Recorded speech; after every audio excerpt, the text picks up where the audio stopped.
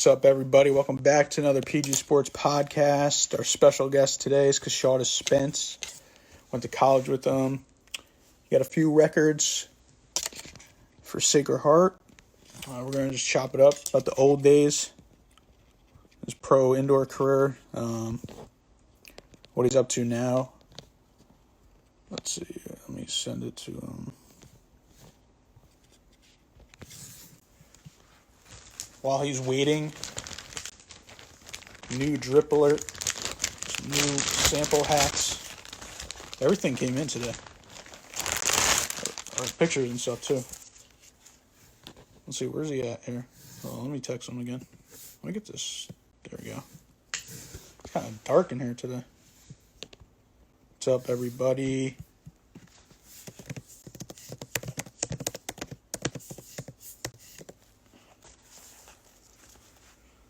Where's he at? I just texted him. So, got some new sample hats today. Different type of camo. I forgot what they call it. I think it's tropical green camo. Fire. This one's pretty dope. Maybe I shouldn't have got it in white, but that sand camo. Fire. Sand camo. Last but not least, some white camo. Fire. Here he is. Let's go. Let's get him in here.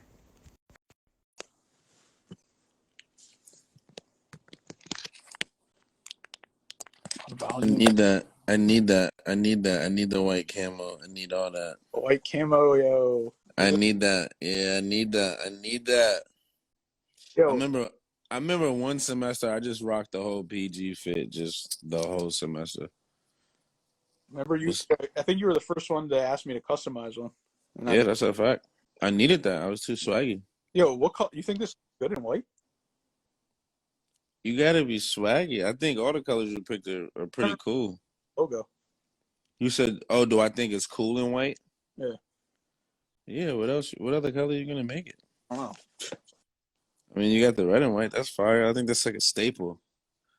True. You never really went crazy with like the colors of the PG symbol itself. You always went around it. So yeah, I think that's what made it dope. Yeah, I always want to make the patterns dope. Right. Exactly. That's how we're feeling today. Oh, we're lit. Let me get this Powerade water in real quick. Trying to get that sponsorship. You feel me? Yeah. Yo, so what's good? Like, where you at? You're in Roxbury? I am in South Shore, Massachusetts right now. But Roxbury is 20 minutes away. It's the home, right? And the fam still lives there. So that's the home. I got you. What have you been up to just like during the coronavirus? Believe it or not, man, staying in shape. I'm not trying to get anybody bopped out here. I'm not no rap, but I am a part of the underground gym scene. I don't know if anybody like like that follows us. I don't know if they like watch people's snaps and stuff like that, and they see other people working out. I feel like if you got a great following in the gym and you're known to be a gym junkie like myself, you're gonna have those type of connections, which I do. And me and my friends, we always joke about there's only two ways you're coming out of this quarantine. It's either SpongeBob body or beach body. You feel me? SpongeBob body or beach body. And they always say too, because I'm a retired athlete, running backs are the first ones to get fat. I'm trying to beat that. Because I was recently fat, bro. I seen a picture of me this past January. I look terrible, man. I look real terrible. This wasn't the Shaud that the picture that you posted up here. This wasn't the Shaud you seen. Why does that happen with running backs? Why do they get fat? Yeah. Because we like to eat, bro. Like we like to eat. We like to eat. I can't really explain that. We like to eat. Yo, how's my beard looking, yo? Am I getting? I see you. I see you getting up there. That's crazy. The quarantine got you right. I'm trying to get like you. Yeah. Nah, the quarantine might do a lot for people. I gotta connect on the barber too. I'm about to get my hair cut this Friday. I'm just when you well connected and respected, you get certain things. What's up though? What's up? How's PG Sports? Just always growing. Actually, me and Dim were just on a Sacred Heart panel this morning, talking about branding. So that was cool. Okay. It was different. And where you going with that? No, they just want me to talk. They want to use me. They want to use me now. You feel me? Oh, for real? Of course. All right, cool. All right, cool. So when they need somebody like Keshaudas Spence to come back and give a speech, you got me on that. We can split the bank. Yeah, that's what. Well, that's what I'm working towards next. Like, Okay. all right, you hit me up. All right, You want me to come here? All right, it's time. I Then. need 10. I need 10K. I Yeah, it's need that. I hear you. different now. I hear you. Yeah, like what else? What else? All right, let's go into. What should I ask first? Do I want to go into football shit, or do or? Yeah, we'll go into football shit first. I got some questions though. Okay. And you can swear on your shit. That's lit. Oh My yeah, fault. being regular. Okay. I didn't know what type of interview this was. All right. All right. You got to be prepared for shit like this. All Yeah, right. We go. authentic. Even though I've been cutting back on swearing and cussing and all that, but I hear you. just keep. So now you sound like the kids that you used to teach. That's funny, man. Nah, go ahead. What's your questions, man? All right. Tell me the Keshaudas Spence recruiting process to get to college. That was rough, man. I remember that shit like it was yesterday. Let's go back like 10, 12 years. Honestly, the recruiting process was bumpy on both ends. I'd say the first part being due to the simple fact that when I was first looking to go to get recruited by colleges coming out of Catholic Memorial before I went to my boarding school, I was playing D line and I was even like getting looks for that. But I had also converted over to fullback. My coach gave me that opportunity going into senior year. Then he told me, he was like, listen, um, you're not going to get the ball that much. Your main purpose is to block, but, here's a run play for you. I'm like, whatever, because I'm on defense. And it's popping. So my running back got hurt. Boom. I got in, got a couple carries. One play that was designed for me started to become like 15 plays designed for me, and I started like toting the ball. So that was pretty cool. When I was looking out, Northeastern and I believe Hofstra just canceled their football program, so that like slowed everything down. So now like all the athletes from Northeastern and Hofstra. Go ahead. What'd you say? This was during prep school or senior year of high school? No, this is like during senior year at Catholic Memorial. Excuse Okay. me if I didn't clarify that. This was senior year like 2010. If there's any athletes out there, ex-athletes that even like follow like the Northeast ball as far as like high school and college, they'll know that Northeastern canceled their program and Hofstra canceled their programs, and those are two big schools that were part of the recruiting process because whenever you go to BC camp, all those smaller schools that are not as big as BC camp, they're all invited to come over to BC camp. You kind of get to talk to them and they kind of get to, tell you about their school and blah, blah, blah, and shit like that. So that was part of the recruiting progress. That didn't really work. Went to prep school, balled out, got to play in like 7 games, was a knucklehead. Got kicked out of boarding school right around the time when you receive your scholarships. At that time, I was getting looked at by UCLA, Temple, Villanova, University of New Hampshire. Like a lot, both basically all D1A schools on the Northeast. And then BC said some whole shit. Like they were feeling me and they were just like, yo, we love what you do with the ball in your hand and blah, blah, blah. But we recruit our running backs starting sophomore year in high school. I'm like, why the fuck are you talking to me then? Yeah. Like, why are you know what I'm saying? Like, why are you even giving me your time right now? Like, keep that shit pushing. Wait, But growing up in Mass was like BC one of your like dream schools? Fuck no. Nobody really liked BC just for the simple fact that they didn't really fuck with inner city kids. Like if you look on the BC roster, there's not one person that's from the city. You know what I'm saying? And if they is, like, they're on the low, they're not that nice. And I'm sorry if there's anybody that follows me that goes to BC, and I don't know that you're not making a name for yourself. Ball the fuck up. But shout out to Dim. Shout out to my dog Bow. Got a few people on here, huh? Okay.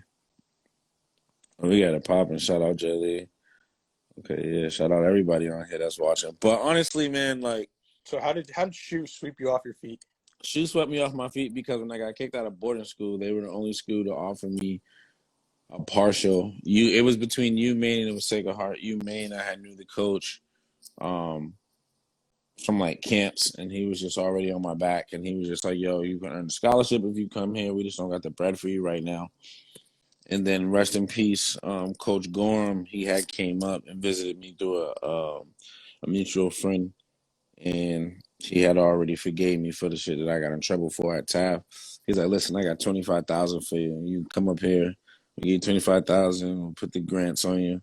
He's like, "As long as you become the player that we expect you to be, and you keep a 2.8 GPA, you'll end up getting a full ride."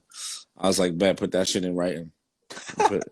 He put that shit in writing, and by junior year, I ended up getting a full ride. That's dope. So, you know what I'm saying? So it kind of worked out. I already knew I was lit. I just knew what time I was going to evolve because I was just getting better at every time. But I don't know, man. Sacred Heart was it was dope because not only did I fall through the cracks, like Gordon fell through the cracks, Moses fell through the cracks, Doobie fell through the cracks, Troy Moore flew through the cracks, JD flew through the cracks. Like so many players I could name, RJ, like so many people flew through the cracks that could have played D1A ball. You know what I'm saying? That could have been out of UConn, or could have been out of BC, or could have been out of Rutgers. You know what I'm saying? First looking better than UConn. You know what I'm saying? Like the Dims and shit like that. Dim looked like he fucking should have been at a SEC school, bro. He looked like a mannequin. Dim's still mad that they didn't want to play defense.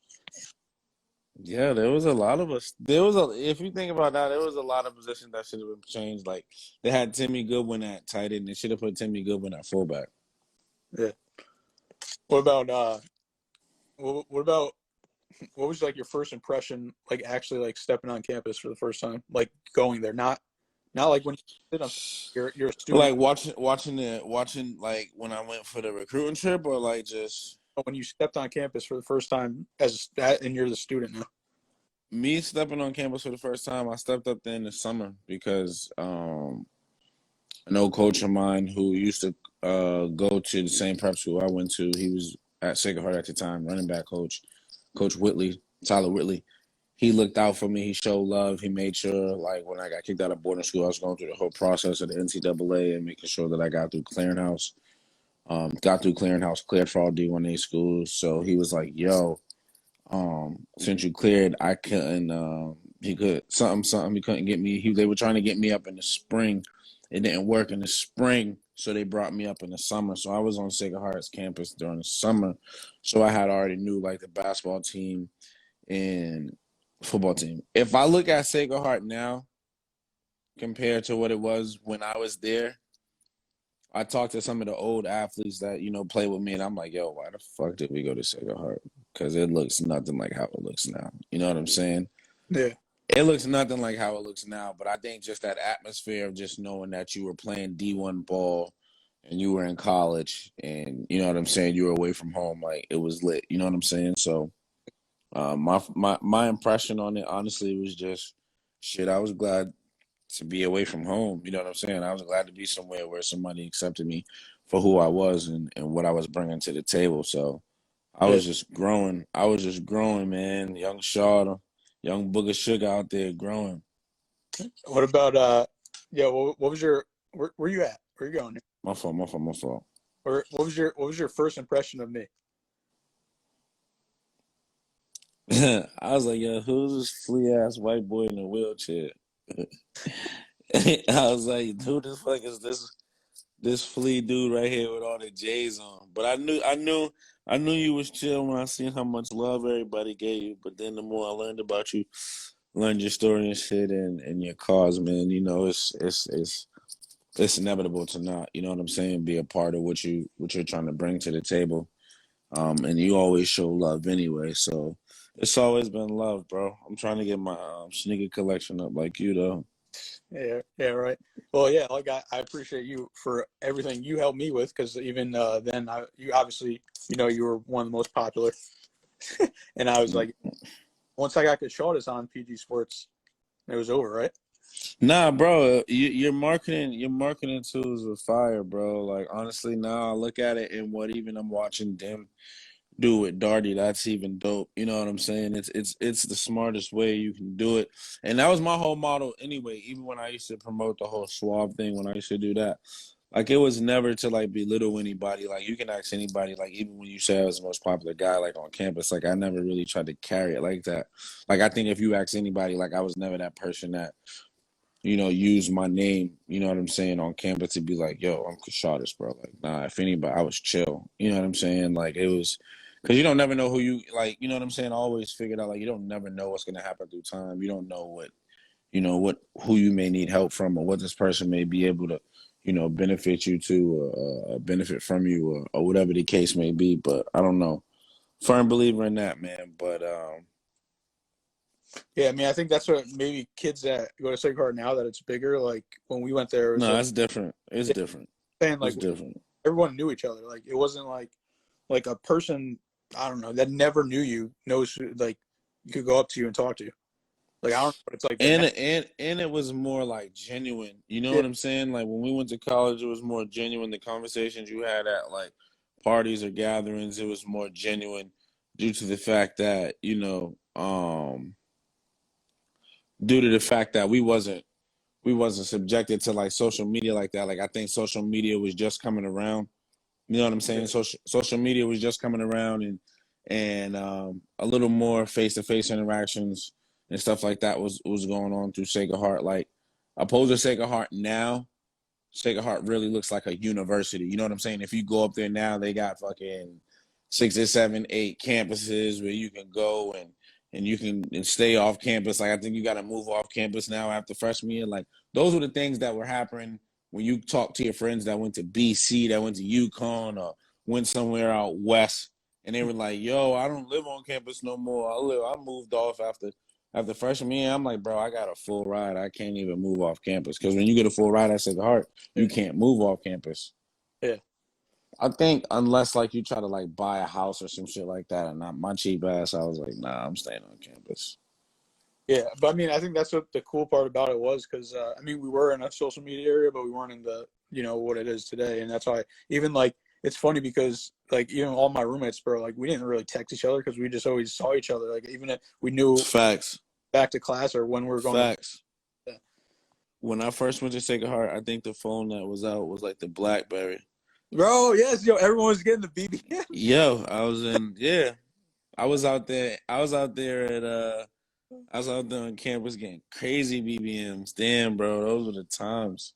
Bro, that Yeah, was college is way different. I can only bro. imagine what Think campus about is yo, like think now. about this, yo. Think about this. We didn't have Instagram DMs, bro.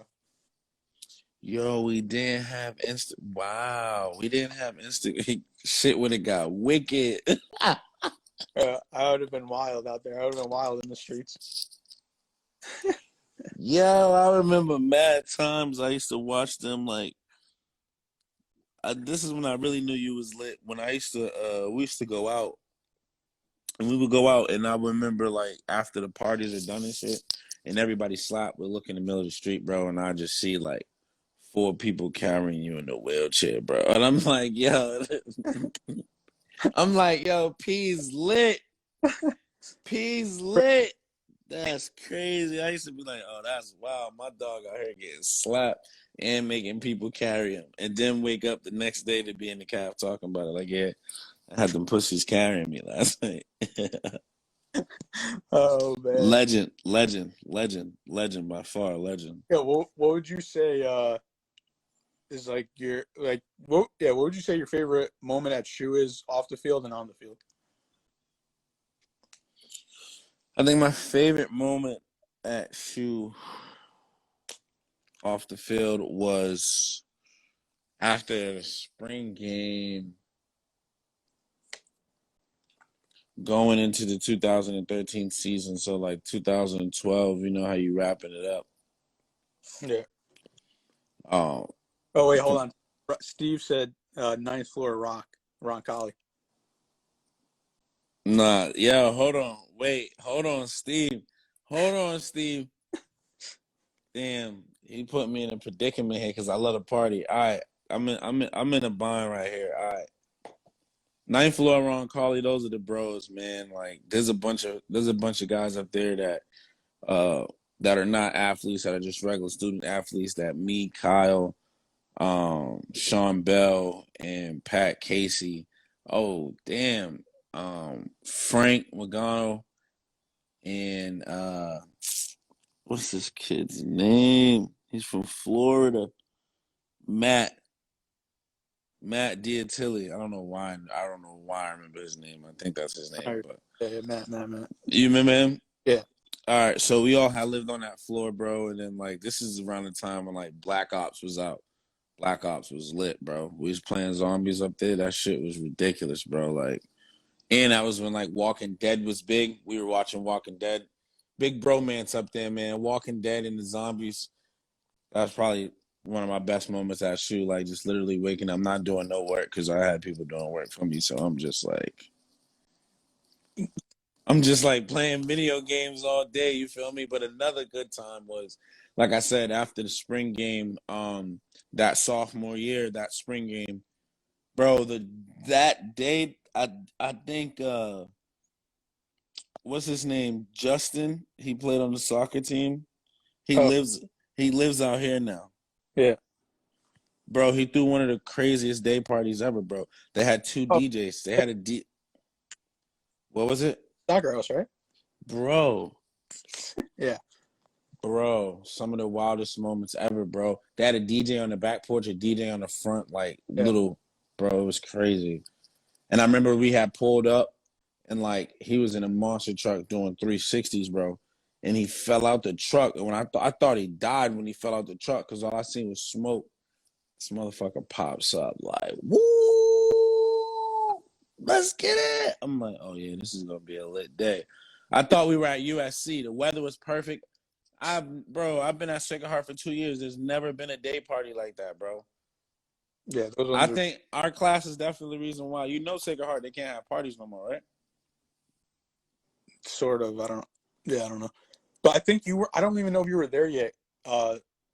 Yeah, because I think it might have been. No, it might have been your freshman year, my sophomore year, and it was when they had the wood. Oh yes, bro. What? Fire. The wood would never get packed, bro, and there'd be thousands of people at the wood. That shit was huge. Pause. Nah, yeah, whoa, pause. Yeah, nah, that was crazy. But that was a dope spot. I remember, and this is another pause moment. Every time we pull up, like James Moore and them, like would be on a tractor, butt ass naked, driving around. They used to be on some weird shit. But Yeah, the downstairs basement was wild. There used to be dance offs. old kids are. Bro. Tim said the Darty. The Darty before the Darty. Pause. Bow. Oh my god. Oh, anyways, going back into the football. Well, yeah, what was it like to go back to back? Well, actually, what was it like to win the first one? 'Cause that was different. Yo, I think anybody can like attest to this because like when you play sports, nobody knows what you're about to do, but you know it because you're with your teammates every day. Y'all are putting the work in, you're seeing it firsthand from, kids that grow up understanding footballs to shit. If you don't even really understand football, you just watching the mechanics and the smoothness and practice every day. When we acquired RJ, and that was after the whole coaching change and shit. Because Nof been there forever. Nof has been there for 30 years since the program was D3. Fucking, it was just a lot of emotion because you got to think sophomore year. That's when we had the running back coach change, all type of bullshit, and our head coach had just lost both his legs. He had caught pneumonia, lost both his legs. They amputated him, so mad shit going on. They were trying to tell me I was fifth string running back. There was nobody better than me. Shout out to Coach Edwards. Coach Edwards helped promote me to get me a starting running back. Yo, that's my guy. You know, wait, I got to tell you a quick story about him. Go ahead. He came up to me. I remember it was me and Joe Tolino, and he was just like, yo, if I ever get this job, like head coaching job, yo, I'm hitting you up and we're making them PG Sports jerseys. And I was like, yo, he hits me up. I think he hit me up twice since we graduated. Mm-hmm. I think it was once recently, maybe 2018 or 19. He was like, yo, I'm still at so-and-so. Like, yo, I think I'm going to get this D3 head job. He's like, yo, yeah, just like stay ready. And I was like, all right, I got you. Like, that's love. Nah, Coach E. Coach E's love. But back to that statement, he had ended up getting me back, starting running back, and from there it was history because I had 10 carries for 100 and something yards that game against CCSU, which used to be a powerhouse school in our conference, and we dominated them ever since my freshman year. But it just holds more weight when you know what's going on, because we were transferring from quarterbacks and transferring from receivers that were old school, like catch the ball and turn around and then run, opposed to receivers we got on the team that would catch the ball, run, juke you out your shoes, truck you, stiff arm you, running backs that had power, finesse, smooth agility. We had all that shit, but we were missing a quarterback that could move because our O-line was never really that crazy. Junior year was probably the best year of our O-line when we first won that shit. And I knew we were going to win it because we had a fucking solid foundation. And I don't know if he'll ever see this video, but Paul Link, he's a fucking legend, Rhode Island guy. Bro, Paul used to literally play center. We would get the running play, and Paul would go up there to the D-line and be like, yo, pussy, we running the ball straight down your throat. And we would literally run the ball down their throat, pause. Like, it would get crazy. Like I just knew when we left the field, like I just knew when we left the locker room, like my O-line was going to give it their all. So I had to give them all. And, like, I knew RJ was new, so, like, they wasn't really going to be able to adapt to him. And the offense that we were running was no huddle, too. So, like, I think our coaches were starting to understand, like, the type of offense that we had. Our defense always been lit. Defense always been lit, bro. Like, it's crazy. Gordon just was just another addition because Gordon really is supposed to play running back. He's really nice at running back. Like, if he played running back, I probably wouldn't have had any of the records I had. Shout out to G. Hill. He had to play safety because we didn't have nobody else, and that's how dope he was because he could play both sides of the ball.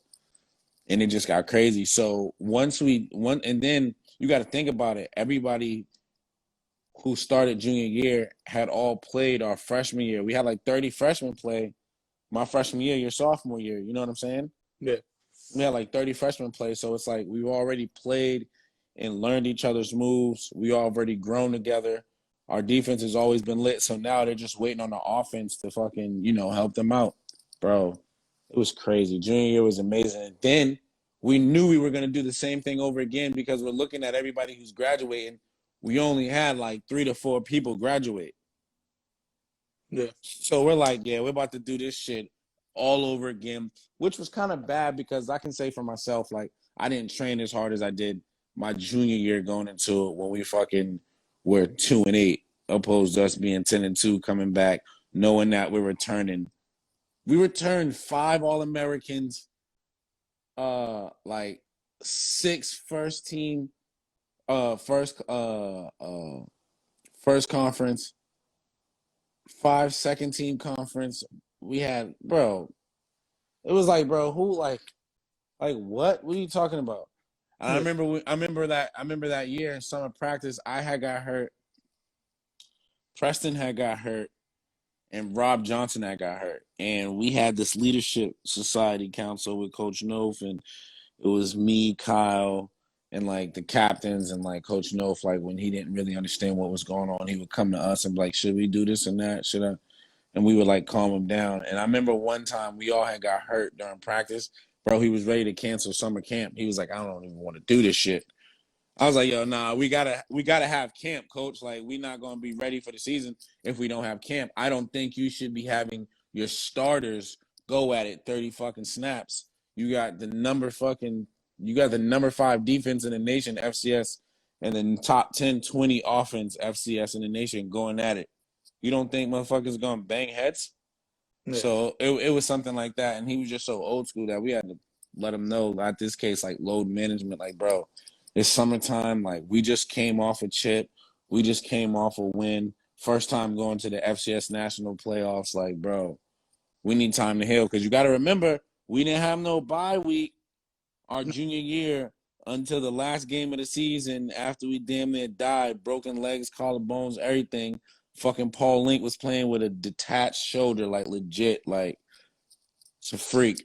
Bro, our bye week was the week when we figured out who we had to play. That it was cold as fuck.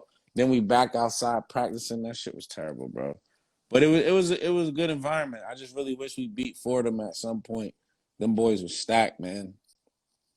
I honestly feel like I blew that game too. I had 3 fumbles, bro. Any running back or any athlete that plays offense will tell you, bro, once you have more than 1 fumble, bro, and sometimes you get lucky. You got more than 1 fumble and, like, you'll win the game. But when you're a heavy, dominant run team and you have 3 fumbles, that energy is just not there no more, bro. And that shit was crazy. And I came out too lit. I was feeling myself. I had the ball out all cocky, you know what I'm saying? But my dogs, we prevailed. Then we came back and lost to them fucking punks again. That shit was crazy.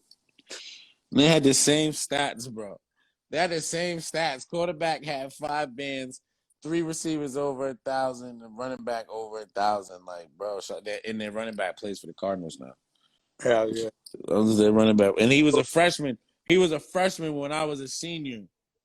Yeah. Doing numbers. So that just lets you know what I'm saying? But that just came with, us getting better competition to play against. Like, Marist is gonna always be a staple in Sacred Heart, in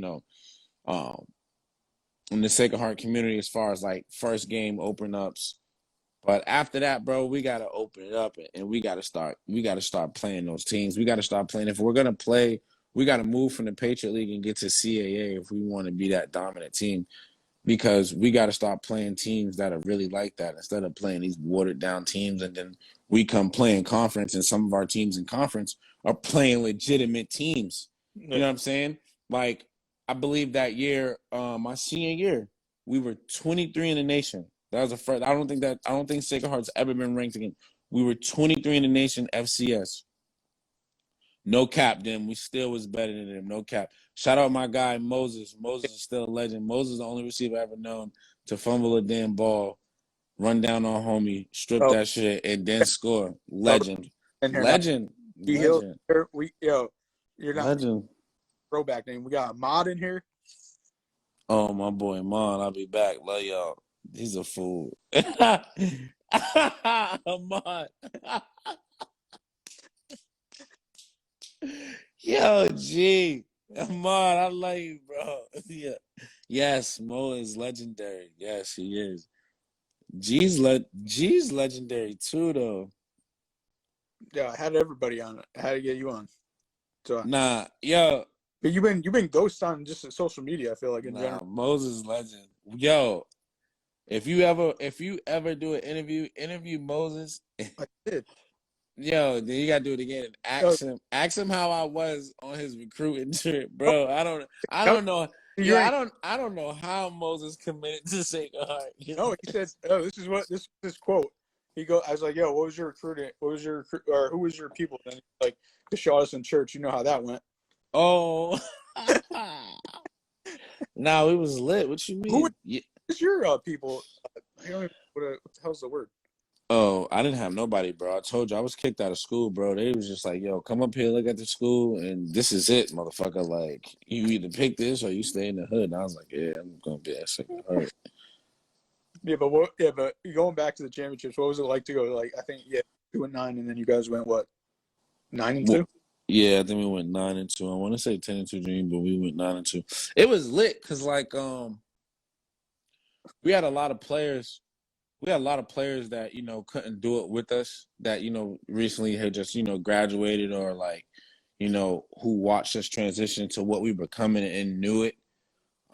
It was dope, bro. Cause, I had a moment where I could have transferred and went to like UConn or some shit like that. But I'm a firm believer in like you can run from your problems, but you're always gonna have to face them at some point. And I had built too much of a great relationship with so many players at Sacred Heart, and there was just too much love there. And that year when I stayed, I think everybody realized that it took more than just fucking 5 people coming up in the summer, fucking 10 people doing it. It became more than 60 to 70 people on the same page. And then it just started to flow right. Like they started getting new uniforms for us. They started doing this for us. And then Bobby Valentine comes in. Yeah, pause. And then Bobby Valentine comes in and he's just on some, he's on some real legendary shit. He's on some shit like, y'all start winning.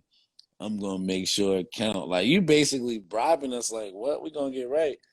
And we had some young hitters, bro. Like, I think every year, like, our defense, we just had young hitters, bro. And the offense, bro, we finally kind of like, and we still didn't get justified, bro, because, like, there was a lot of good things we could have did with that offense, bro. It was ridiculous. It was ridiculous, bro. Yeah, The additions we had were crazy, bro. you know what's crazy? I think everybody, non-athlete or athlete at Sacred Heart, if you went to Sacred Heart, you always thought about transferring at least once. Oh, hold on. My dog, hold on. Oh, definitely. My dog, Amar wanted me to tell the face mask story. Well, one more thing. And Go ahead. I don't know if you noticed. I don't know how much you keep up with it or look at it, but like they set the record this year for basketball, most wins. And now the men, the men, they all transferred. Like all four of the 5 starters. Like what are you doing? That's if you stay at Sacred Heart, I don't care if it's a mid. Coaches. I know coaches gonna cry. You stay for basketball. It's way easier to get recruited. Damn, I know he crying. You stay for 4 years at Sacred Heart and ball out, you're getting looks at the NBA. It's hard though. It's hard, bro. Kane transferred, and that's probably the best thing for him. And other old boy transferred and went to the other shoe. He went to Seton. Well, yeah, he was different. Yeah, but he turned up though. Nah, he was lit, bro. I should have transferred out that time too. All right, let's hear this face mask story. No, you shouldn't. Oh nah, it was my freshman year. So at this time, Sacred Heart was playing. We played like we were playing JUCO teams, and I believe he was playing Nassau. And like at this point in time, they had the whole team on the sideline and shit. So like all the freshmen were playing. This was like to get another warm up after we had played Marist, because I was fucking doo-doo. We played Marist and I was trash. Like I got the ball and ran to the outside and shit and thought I was about to get right. Never got right. My coach was like, "You're not ready for this." I'm like, "Fuck." So this was like another game to like, show them that you're ready to play college football. So we were playing JUCO and I had got the ball and they had do you remember who eBay used to hang with? He used to hang with this chubby white kid. What was his name? Do you remember that? eBay? Yeah. Steve something. I can't think of it, but O'Brien. Steve O'Brien. They had Steve O'Brien at fullback, right? I'm like, all right, some funny shit. I thought he played defense. Bro, they had him playing fucking fullback. Bro, we're facing the field, so we're going towards Jay Hill. We're on the field going towards Jay Hill. Ahmad, everybody's on the sideline. They chirping. It's getting crazy. I get the ball, break to the outside, bro. There's a corner there. And, like, he's by the sideline where they're at. So you already know what time it is. I'm just looking. I'm like, all right, it's like, I got to make a statement right here. Like, this is my first year in college. Like, I got to let people know, like, where I'm from, this and that. Low on my shoulder. Chill, homie. Bro lays down. Everybody on the sideline goes crazy. His face mask is broken. My face mask is dented. He got a concussion. After that, it was like all you wrote. You know what I'm saying? It was like all she wrote. I just started getting love after that. But shout out to a couple people who put me on though, like, the Crits and I can't think of young boy's name. Describe how intense practice was because it was harder than the games. Yeah, no bullshit. Shout out to J Hill. Thank you for that. Shout out to the defense. The defense really made us better.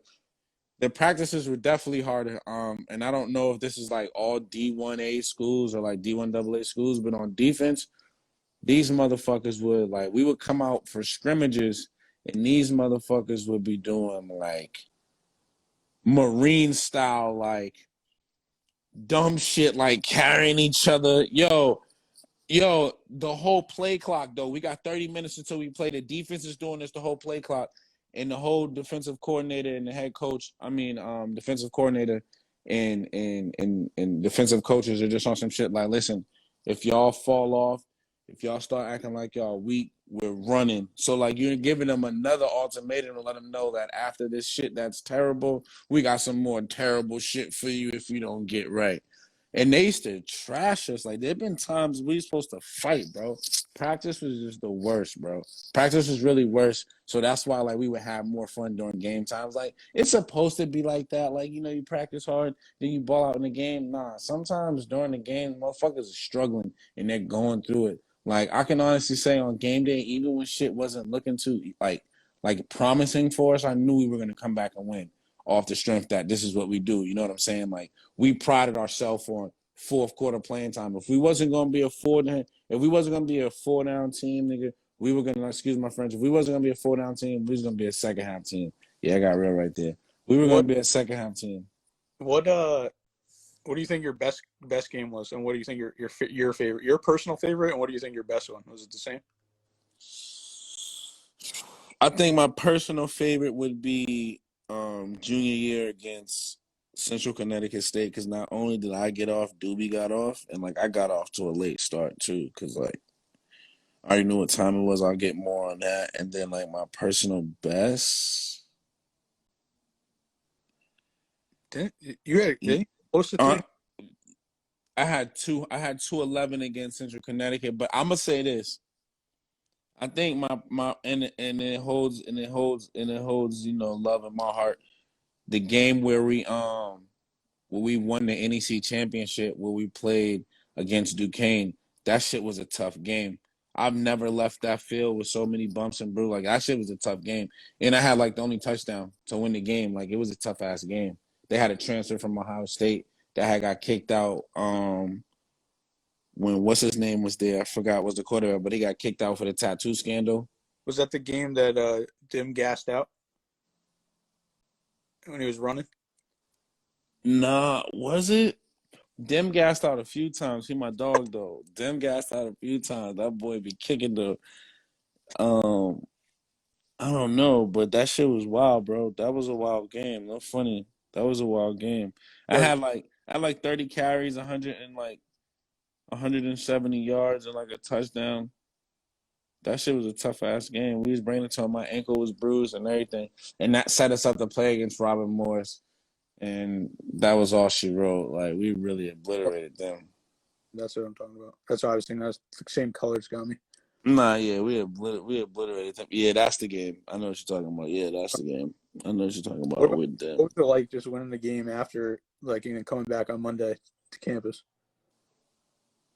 If it was a home game, Dorian Bell, Yeah. yo, G Hill, that was that game. Dorian Bell, indoor Spence lit too, Bell.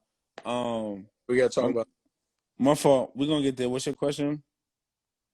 I was saying, I didn't mean like the parties after. I'm saying like when you came back Monday to class and like you'd go to like Flick or whatever, and the ladies would be like the workers would be like, yo, like good game, ball. Like, how'd that feel to you? That was lit. It was lit because we were like a small community. You know what I'm saying? And like they used to watch us. They're there in the summer.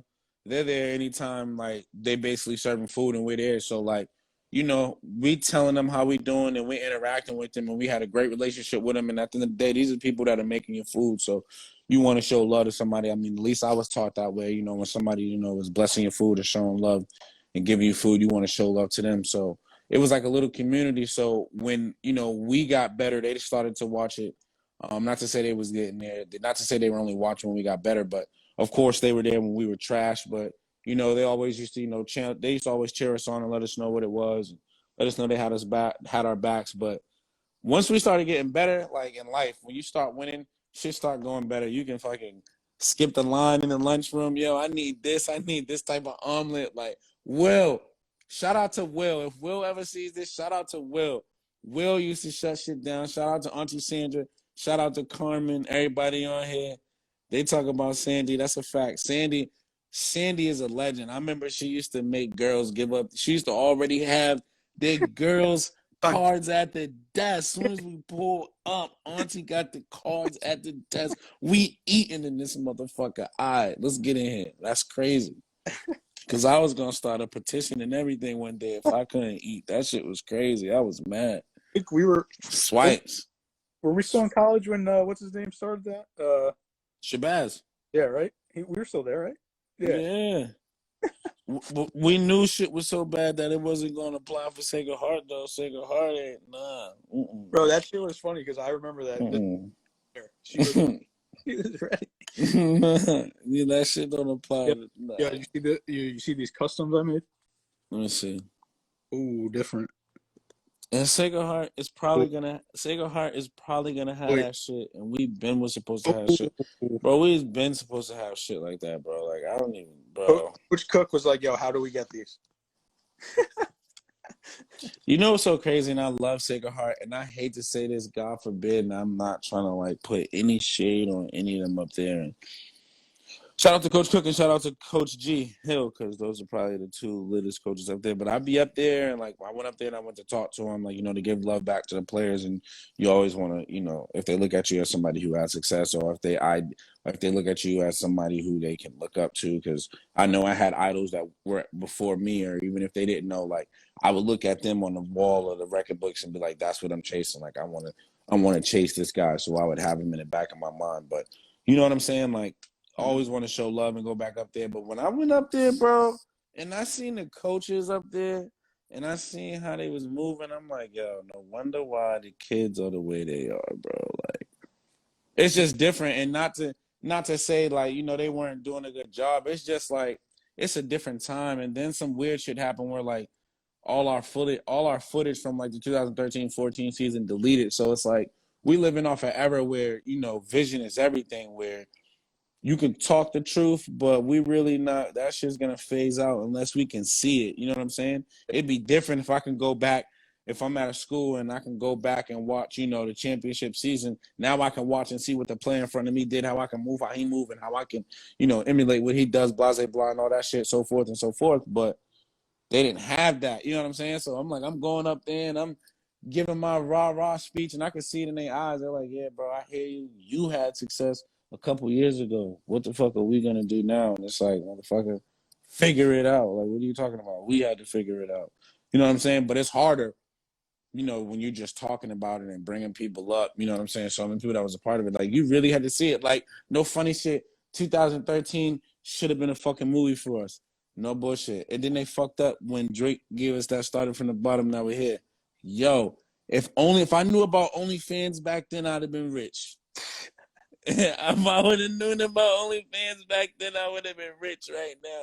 Didn't say we need too lit. Yeah, too lit. Oh my. Yo, on God, he did. Didn't say we need a documentary on the back-to-back seasons. No, we might need to. The documentaries might be crazy. Yeah, we got the crew to do it. We got Moses, G, and Juice. Oh man, bro. It'd be sick. Bro, bro, the bus used to get crazy, bro. Like, oh man. All right, so that might have to be some. Yeah, that'd be crazy. Like Bus Diaries, bro. The bus get wicked. Let it be an 8-9 hour drive. The bus ride get wicked. You gonna learn some shit about a teammate you ain't never know. Like, okay. Like, he's weird. All right, so what about this question? Why weren't you at the reunions? Which ones? The 5-year of both championships. Yo, because I was just going up to Sacred Heart every year, like when they were having those like little party shits. Bro, you missed it though. Bro, my fault, bro. It was lit. Bro. I don't know, bro. Mimosas in the end zone, bro. What? Yeah, Sacred Heart definitely has a different appeal. Last time I was up there, I think this is what made me not want to go up there. Bro, the first time I went back and Shaudy was carrying a 30, bro, while going to the game. Bro, hold on. I was at the gate, bro, and Shaudy was cute. This was the reporter, whatever the hell you want to call it. I think she was a reporter. She came up to me and said, "Yo, you can Keshaudas Spence, we want to do the interview with you on the sound." I'm like, okay. I'm like, yeah. Sacred Heart, we here. We did it. Got interviews on the sideline. I got guest pass to get on this raggedy ass field. Cool, let's do it. Give me the guest pass. Let me make it look cool.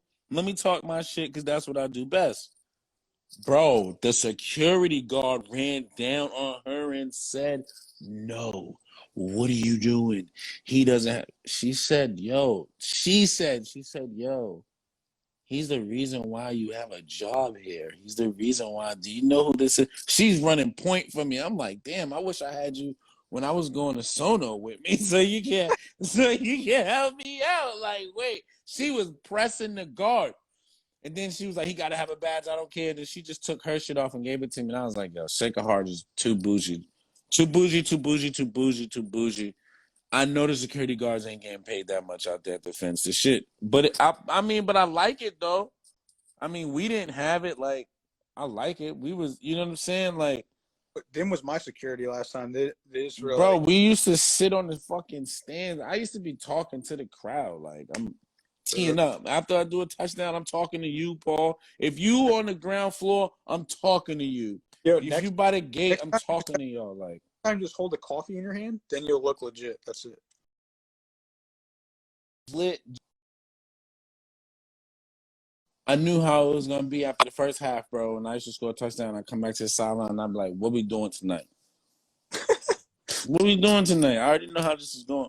What we doing tonight? Because we train so hard for it. You know what I'm saying? Like, and when you train so hard for something, and you finally start to believe in it, and you finally start to, bear the fruits of your labor, bro. It's a beautiful thing. That's why I tell these motherfuckers, go hard, bro. Like, chase that dream. Like, and this was like, I was dying to get people to stay up, bro. And like, Gordon had came up, and I remember it was me, Rudy Favard. I love Rudy. Rudy is a big piece. You know what I'm saying? Somebody who you talk about, somebody who never really got that much playing time, but played a big fucking role in Sacred Heart. Uh, Going back to back, fucking Rudy Favard, bro. Like, Rudy was the man, bro. Rudy was a founding father. Fucking me, Candido, Rudy, Moses. Bro, we were up there, and bro, I remember one night, bro. No homo. This is gonna sound weird. I remember one night, bro. We were going to sleep. We had workouts in the morning, bro. It was like 2 in the morning, bro. I took my mattress out because I couldn't sleep in my room. I took my mattress out, threw it in their room.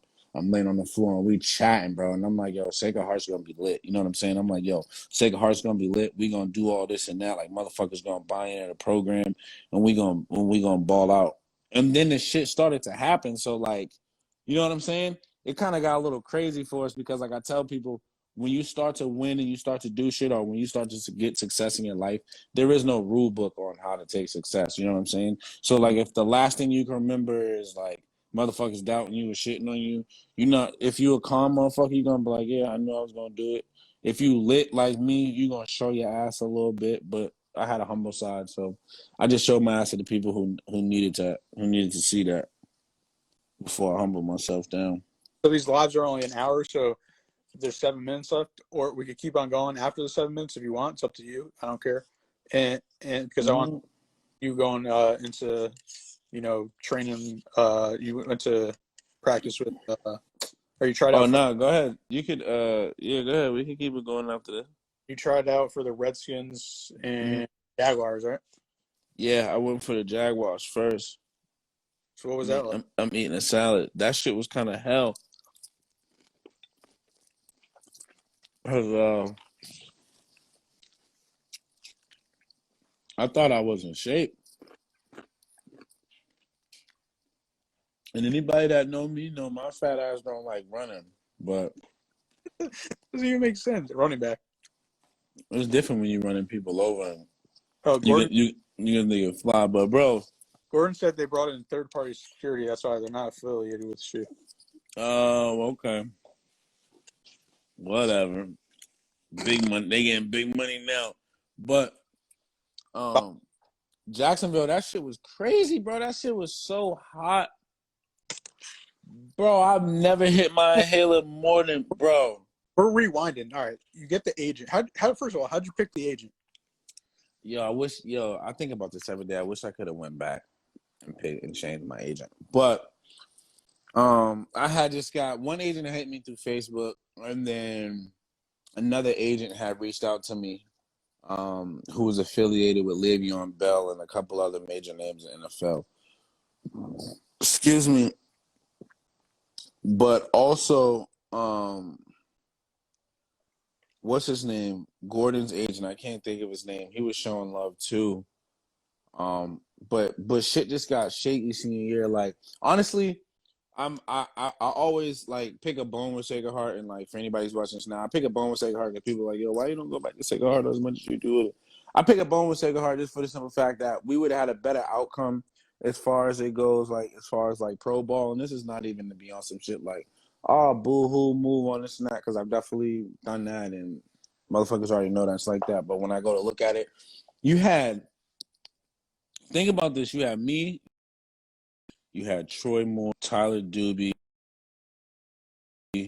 you had fucking Jimmy, you had fucking Dim, you had fucking Stephon, you had all these key role players, right, that could have played ball at the next level, right? Gordon, yo, when I tell you this, I swear to God, and motherfuckers can like smack me or do whatever if I'm lying and pull my card right now. Yo, senior year, bro, practice was so fucking different, bro. It felt like as it should, but as it shouldn't because you're getting ready to transition. It felt like a fucking job, bro. Because every day we walked in the pit, bro, we had to change the way we walk. We had to change the way we talk. Bro, there was so many NFL scouts, bro. I swear to God, we had about like 28 teams come to Sacred Heart, bro. Bro, every practice, bro, we had a scout, bro.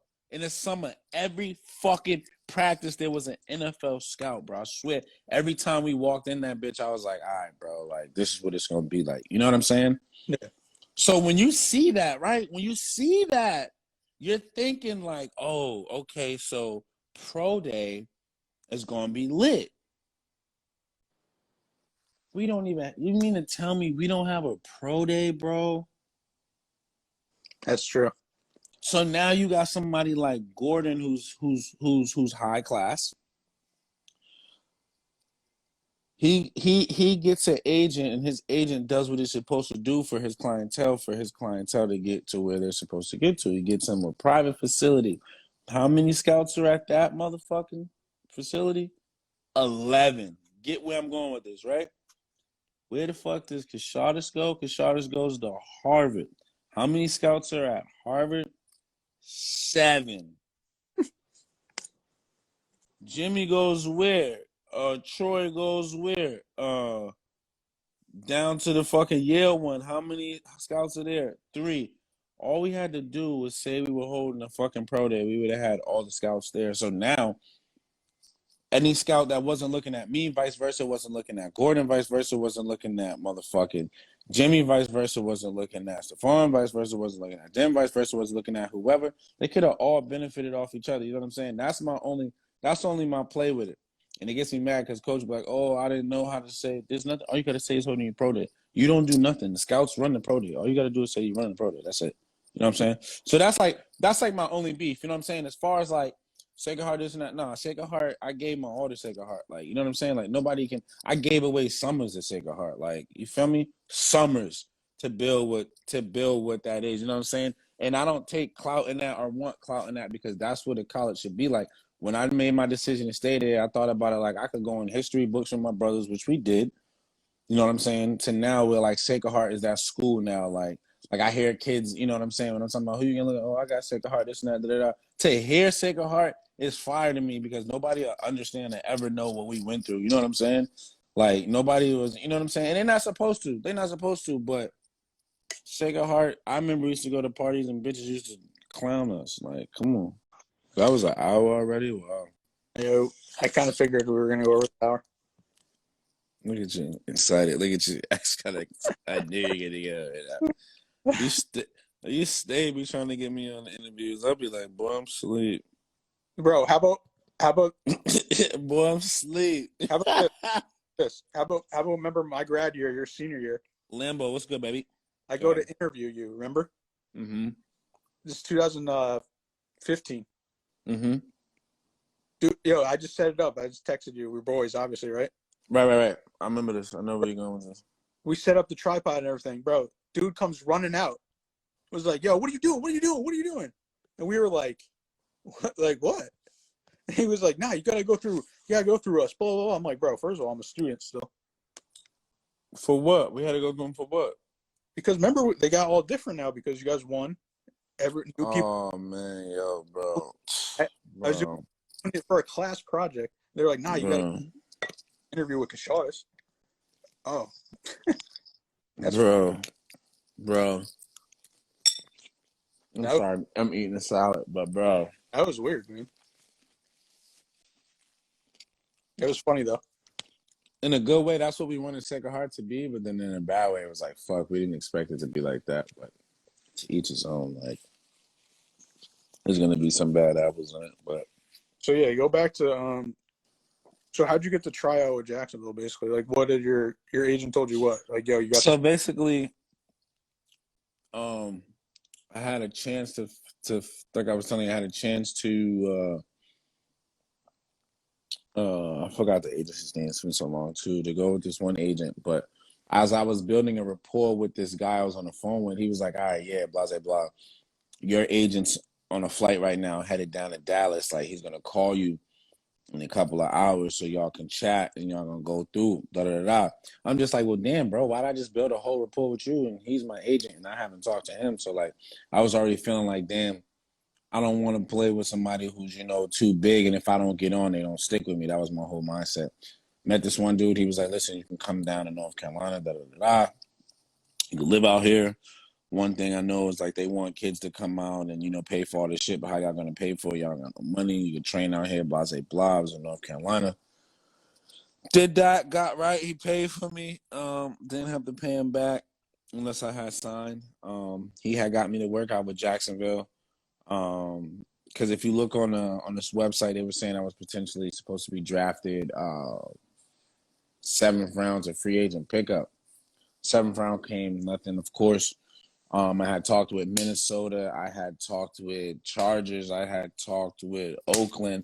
I had talked with, of course, Jacksonville, Redskins. Was it Green? I didn't talk to Green Bay until later on, but got that workout, went out there. Basically, we had figured out because that was when they had drafted. I forgot his name. He's from Alabama. He plays for the Bills now. That running back, skinny dude. What is it? Teflon? Why am I thinking Teflon? He plays for the Bills. TJ Yeldon. I don't know why I said Teflon. TJ Yeldon. And he was cool as hell. And what they basically did was they had 2 D1 AA running backs. So they turned the D1 AA running backs to fullbacks after I just read up and did my homework on the motherfucking Jaguars. They was changing their offense that year to where they wasn't even going to have to use a fullback. So, bro, this was so funny to me because I really wasn't catching the ball. And I didn't really start, getting my hands better until I got into the indoor league. And I started practicing on my hands more. But, of course, when that motherfucking money's on the line and you're back against the wall, as many times have happened to great football players before, when you put yourself in a situation where you've never been in before and you got to shine, you're going to do some things you ain't never did before. These motherfuckers had me lining up in motion, bro, going out the slot. You know what I'm saying? Wide, catching the ball, running up the field. This shit was it was dope. It was just football at its best.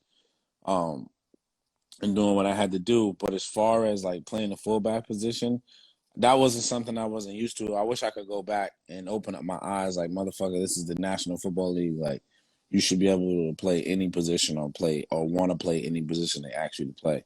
I was just so struck on playing running back because that's what got me there. So that was cool. Right after that didn't work out, went down to D.C. And got right out there.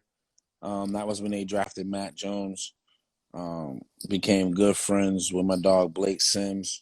Who was the first black quarterback at University of Alabama a few years back. me and him were roommates, and me and him actually got the same personality. So if we went to school together, that would have been crazy. Real cool dude.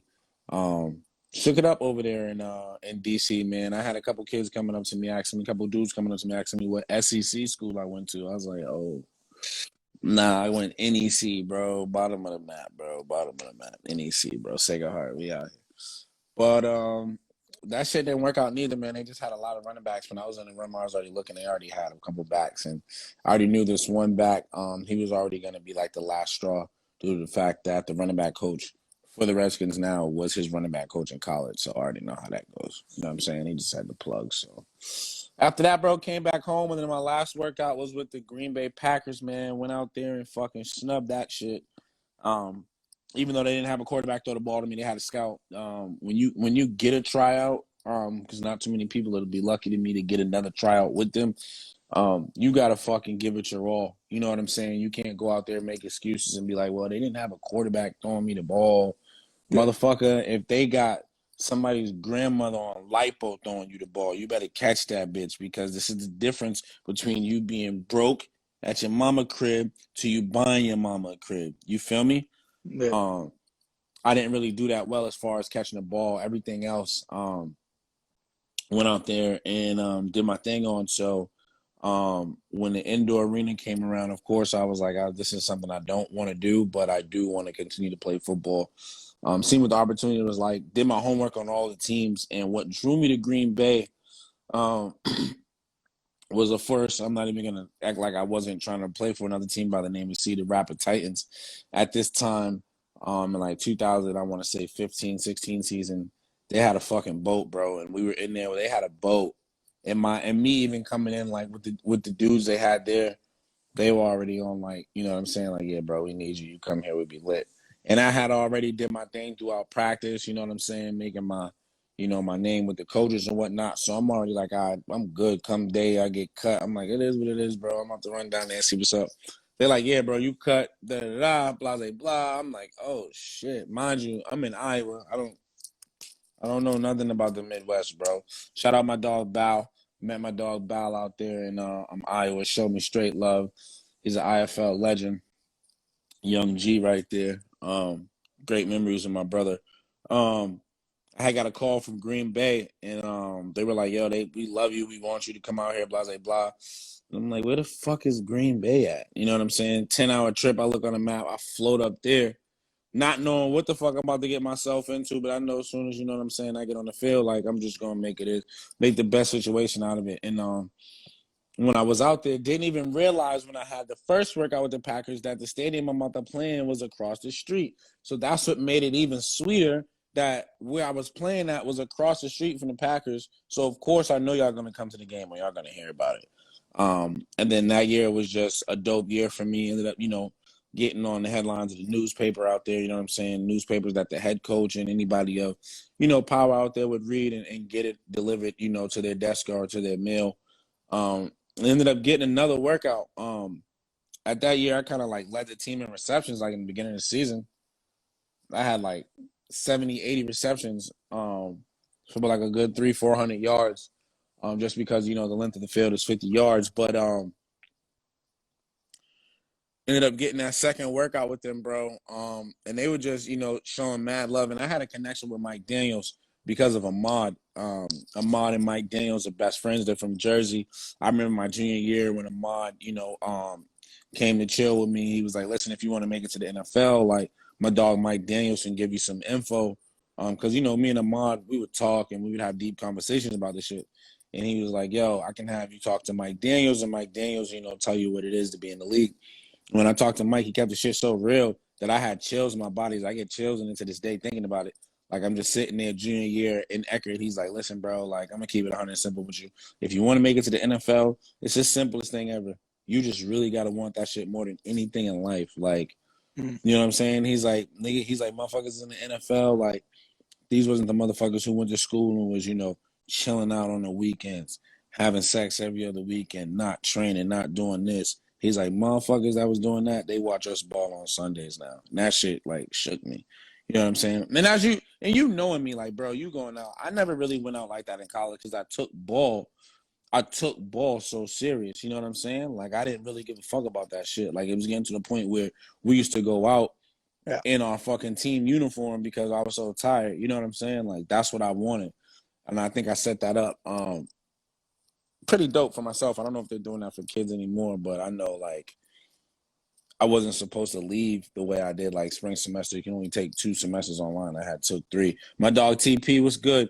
TP, one of the goats too. My dog, all of 5'7", 5'8", but he with that work will lock some shit up in 2 seconds. That's my dog right there. TP, talk to him for me. And I remember the Packers at that time, and they got mad injuries for running backs. I was like, Yo, bro, they that, disrespected me so crazy, bro. They had a D lineman and turned him into fullback, bro. I walked in there all of 233 pounds at your finest, bro. Shredded, bro. Crazy in there, bro. I got in there, and this is how crazy. This is how I knew it was a meat market. No didn't more. he, I was in there in my compression shorts. Motherfuckers, I felt like I was in jail. Motherfuckers said, turn left, pitcher. Turn right, pitcher.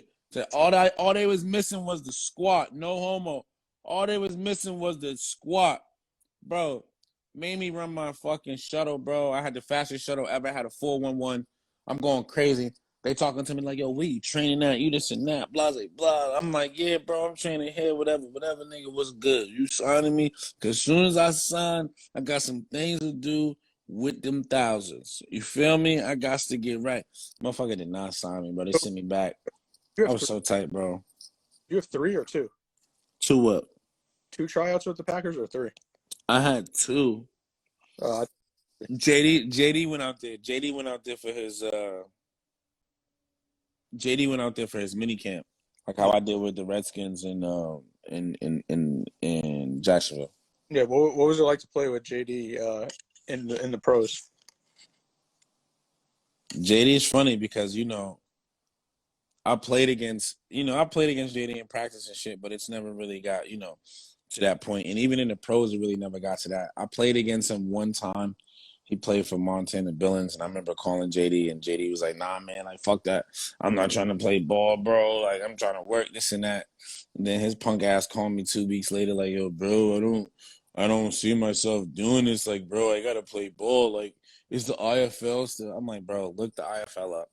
Reach out to some teams, bro. Whoever gets back to you, that's where you go to. He's like, bro, a team in Montana. I'm like, well, French Montana is your favorite rapper. You better get with it. You feel me? So he went out there, man. He made it straight. We played against each other. I trucked his ass. I always told him, Mama. We got that highlight? Yeah, bro. I got to show it to you. I trucked his ass, like ran him over. I mean, I don't think To this day. I To don't this think day, he not gonna tell you I did it, but ran him over. Like, I told his ass, like, if I ever lined up against you, JD, I would fucking shoot you. Stop playing with me. Gordon laughing because he know we didn't have these combos. We didn't have these. Listen, for me to be an offensive player, bro, I chill with so much defensive players. It's crazy, bro. And that's all we talk about is lining up. The best work I got though, as far as like training and shit, is shout out to my dog Gordon.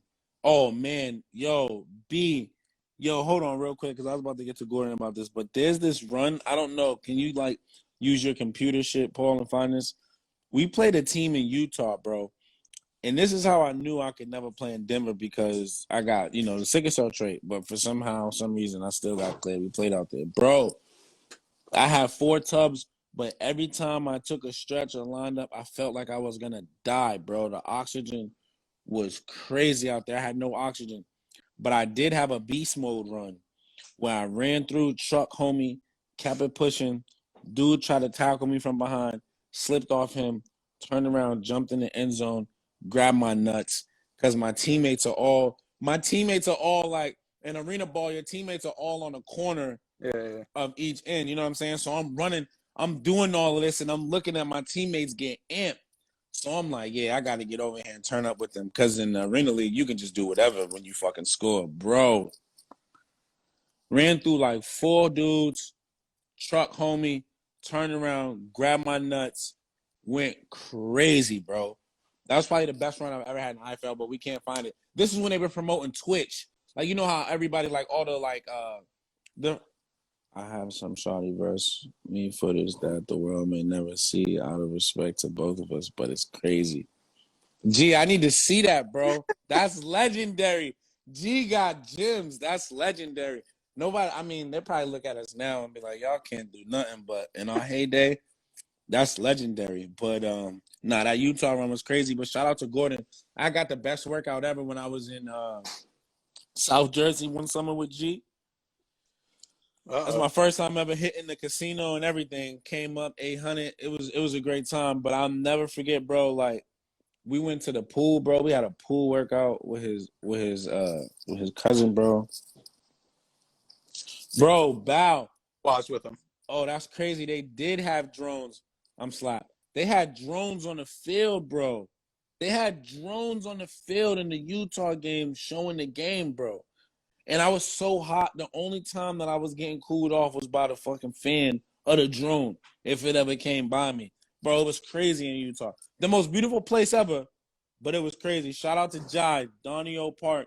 Yo, his cousin Jai, bro, got us right. We in the pool, bro. That workout was crazy. We was on the field, bro. I was going to cry, bro.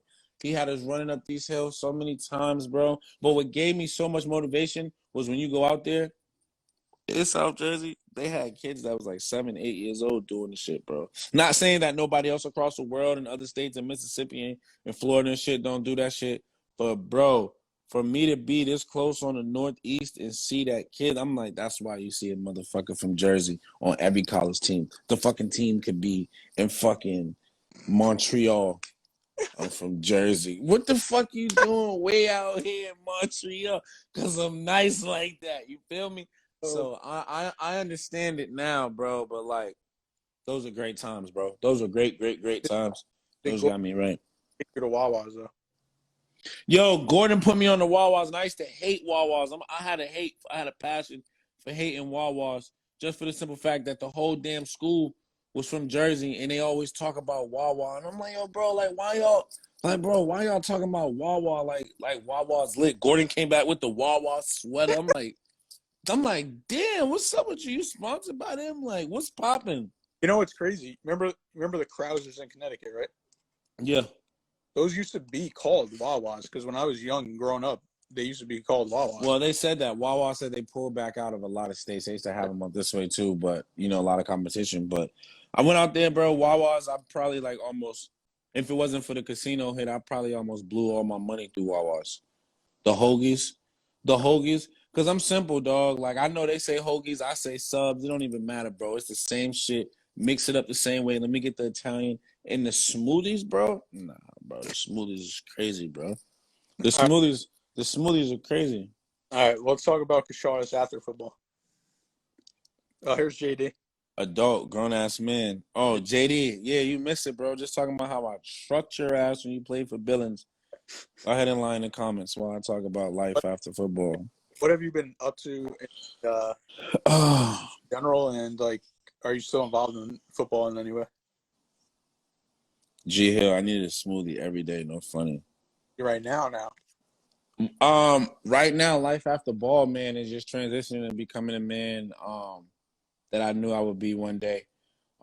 As far as just like entrepreneur style, just trying to find a lot of things. You know, as me and you talk, I've always got different jobs, no matter what it is. It's a steady of in-source and income. But right now, bro, honestly, just trying to become financially free. You know, recently just got into the union with the construction gigs, so was looking forward to that. But due to the COVID-19, big shout out to all of our nurses, doctors, and first responders, and everybody out there who plays a big role in that. For sure. You are not taken for granted. We appreciate y'all for that. I got family doing that. But due to the COVID-19, that got pushed back. Was going to take the firefighter test too, waiting to see what that is, knowing that I probably might not get it this year, but just to get my name on it.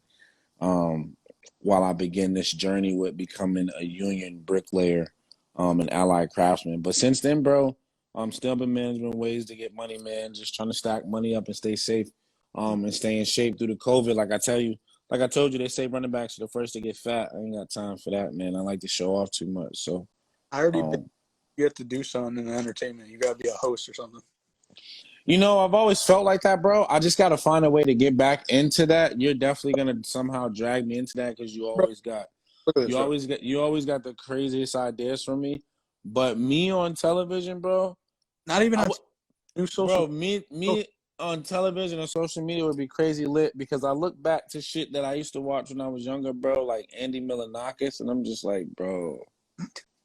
Yo, how many followers did you used to have? Because I know you deleted your page.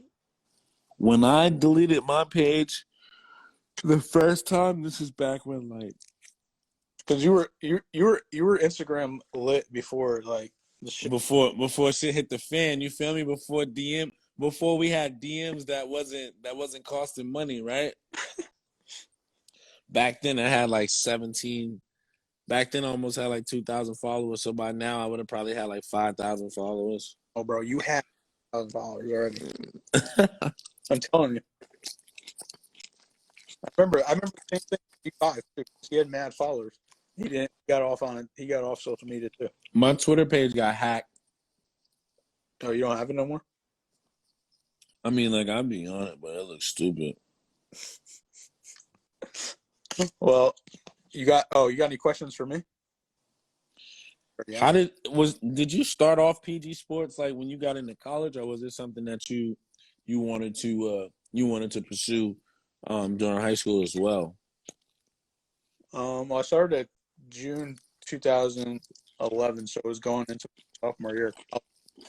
But Oh, one that I talked about it, I don't remember. So drop an eBay story.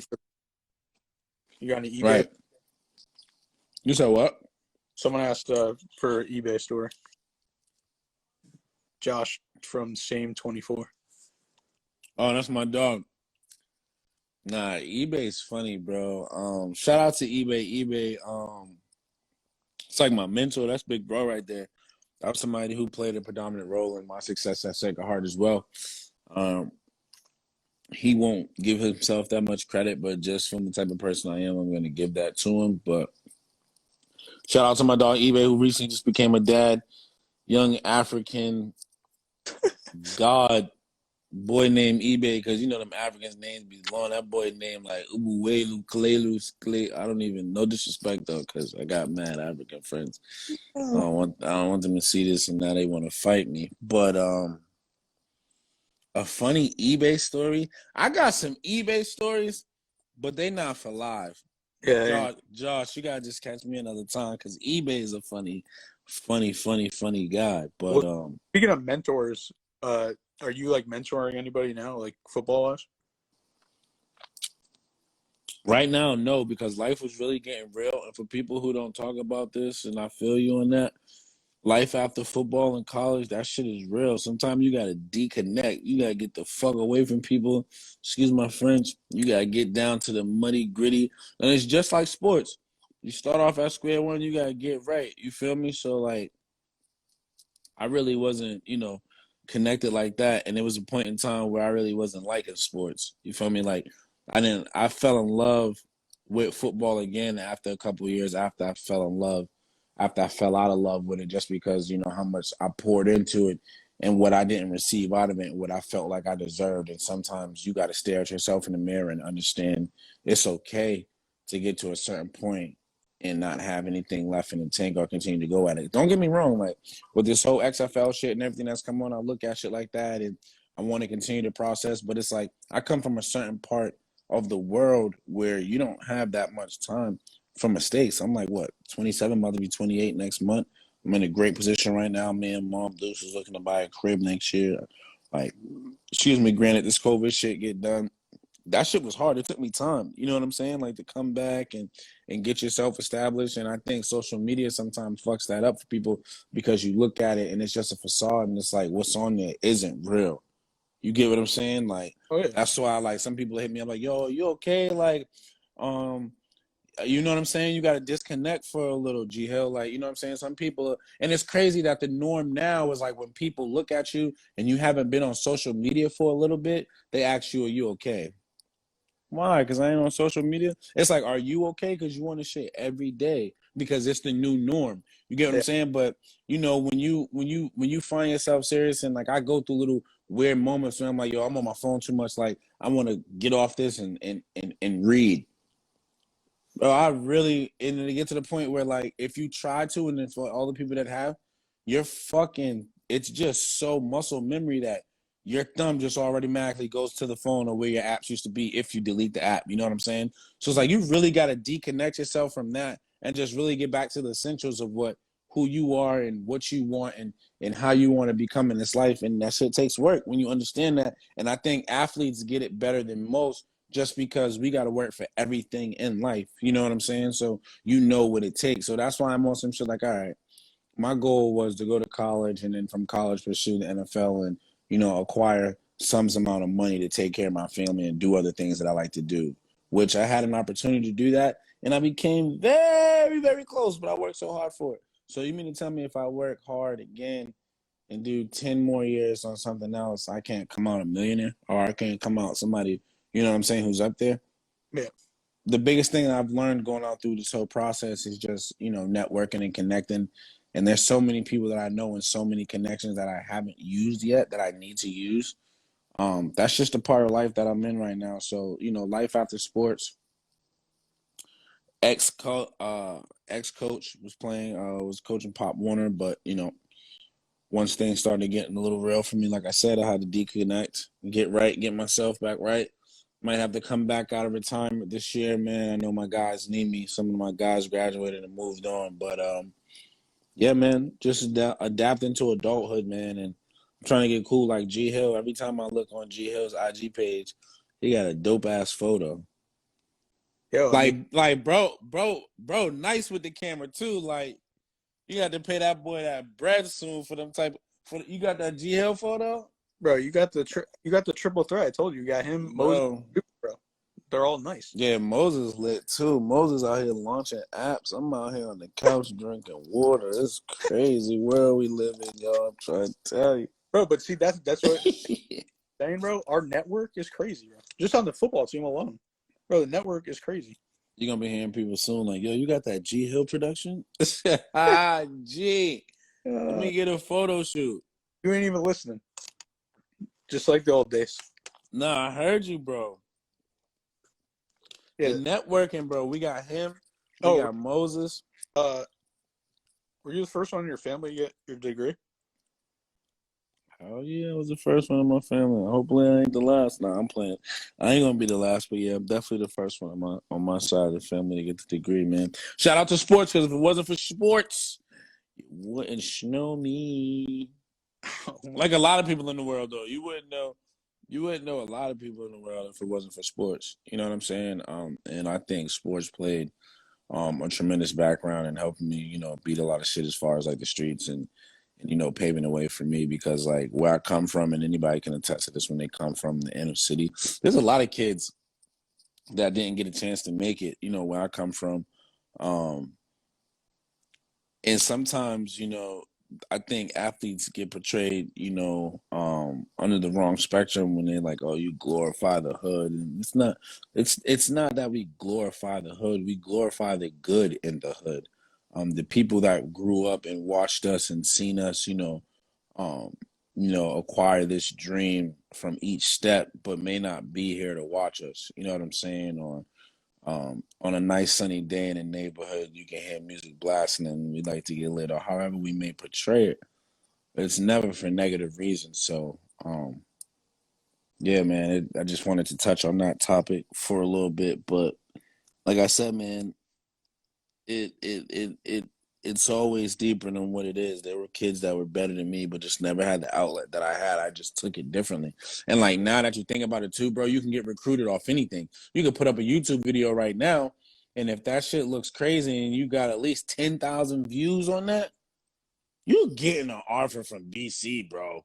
Bro, Are think you are you getting an offer from UConn like this shit I had to do to get a motherfucker to blink at me, bro? I had to go to this camp, that camp, the camp over there, the camp behind that camp, and when that camp get done, sign up for the next camp over there. Like my parents didn't know about none of this. You know what I'm saying? Like, and I think about it, all these goddamn camps that scammed all of us, all our money, because most of these kids didn't go there. You look up most of these kids now that we glorified and idolized as we was young. The motherfuckers is doing bad and like doing terrible things. It's a crazy world out there, man. Stay dangerous. Pretty fun. Well, yo, what about motivational speaker? Would you do that? I probably would, but I don't know. I'm too real, bro. Like I gotta Oh, swear in my, yo, I right. gotta I don't, swear in my shit. I don't know how much media stuff you look at, but that's a new thing. Like people, like Yo, more. when I knew everybody was gonna go that route when we was in college and Eric T was there. I'm like, all right, so now people are gonna start going into motivational speaking. Who's Eric T? Um, is it E. Thomas? E.T. Yeah, Oh, E.T. yeah, I know what you're talking about. Yeah. Yeah, Yo, oh, E.T. all about. I mean, transparency is getting more and more. What's the word I'm looking for? Valued, I guess. I hear you. It's just, I mean, it's better. It's more real shit. I mean, I've been preaching real shit since I got in trouble for being too real and honest and all that, but I don't care because I'm not gonna lie about shit. Right. Like it's like that's just like I can't like fake act to get something that I want. I'm gonna act how I act. Right. And then exactly. I feel exactly where you're coming Like from. I mean, you know this too. I think I'm pretty sure I talked to you about it like a few years ago, just like going on job interviews and stuff. If that's Mm-hmm. fake as fuck, like no, I'm gonna act like how I talk regular. Right, And right. As you should. It's a but different it's a different world, but like yeah, man, it's a lot of weird shit. People do a lot of weird shit. I hear what you're saying. yeah, so I mean that's why I was telling you. I think you could be a social media personality, like in a good way. Yeah, I think I definitely could too. I'm looking at all these little like wild ass shows they got. I would go crazy on these little shows. On the flat on the snap. They got shows on the snap. And I be watching them shits too. The world is crazy. Here we're getting Sacred Heart to book a show for the most speech, speaking engagement, whatever the hell you want to call Y'all getting Sacred Heart to do what? it, to hire you. Hey, If Sacred Heart pay me 25 bands, I will go up there and pull some. I don't know what I would talk about, but I'm talking. You hear me? Talking. And I need to check ASAP. all right. Well, congrats because you broke the record. This is the longest live I've done yet, and Because I'm the coolest. Everybody else is going to be on soon. I'm the coolest and I have nothing else to do. you know what the greatest part about this? Like, What? I mean, when's the last time me and you talked on the phone? Obviously, we text, but it's like we never. It's like we saw each other yesterday. Well, that's just the type of relationship that, we have and the type of person that I am. Like, you got to understand too, like, shit, we adults, man. We growing up. We all know that, life hits us at certain points in times and we got to handle our BI. Like, that's how it is with Kyle and them, too. Like, Kyle's still my brother. You know what I'm saying? That's my best friend. Like, and he's fucking thousands of miles away. Like, if I call him right now, Yeah. it'd be like we talked last time we was on the phone was probably like a week ago. You know what I'm saying? Every time it should pick up, where it left off. I think when you're truly, close with somebody and you got that relationship with them, that's how it should always be when you talk. If I talk to Gordon, you know what I'm saying? Gordon called me the other day, asked me to do something for moms, because it was Mother's Day. And I ain't talked to Gordon in Lord knows how long. You know what I'm saying? And Gordon calls me and he's just like, yo, can you do this for mom? Do this, blah, blah, blah. I'm like, yeah, I got you. Hold on, I'll call right back. Yeah. Bust it out, boom. You know what I'm saying? That's what it is. So that traditional relationship love, man. That's what we got, bro. I feel you. Well, appreciate you coming on. Well, whenever you need anything from me, you let me know. Obviously, I got you. and we'll do something. Yes, sir, my man. Be good, brother. Thank you for having me on. I'll see you. All right, bro.